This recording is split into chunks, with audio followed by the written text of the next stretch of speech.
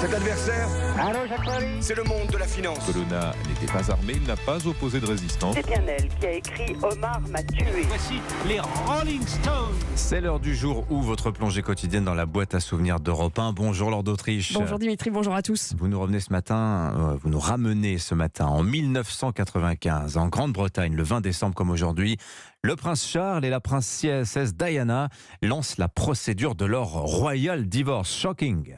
Oui, ce jour-là, le 20 décembre 95, au lendemain d'une interview fracassante de Diana face caméra, Charles et Diana reçoivent chacun une lettre marquée du sceau royal. Elisabeth II leur demande de divorcer le plus vite possible pour ne pas trop déstabiliser la monarchie. À Londres pour Europe 1, Esther Lenman. Levant toute ambiguïté, le communiqué de Buckingham précise que Charles partage le point de vue de sa mère et qu'il l'a fait savoir à son épouse. Et pour une fois, tous les commentateurs britanniques sont d'accord, il fallait faire cesser les embuscades que Charles et Diana se tentent depuis 3 ans par médias interposés. À l'annonce du divorce, déception chez une partie des Britanniques. C'est l'attention du monde, de la presse qui a créé cette situation. Je suis un peu triste parce que Diana est très belle, est un symbole de l'Angleterre. Voilà des mois déjà que les tabloïds titraient sur les infidélités de chacun. Pour de nombreux spécialistes à l'époque, le divorce était inévitable. C'est le désamour d'un couple faisant palais séparés. Et même le Premier ministre britannique avait dû s'exprimer sur le sujet. Oui, 3 ans plus tôt, en 92, le Premier ministre John Major officialise devant tous les sujets la séparation du couple héritier du trône.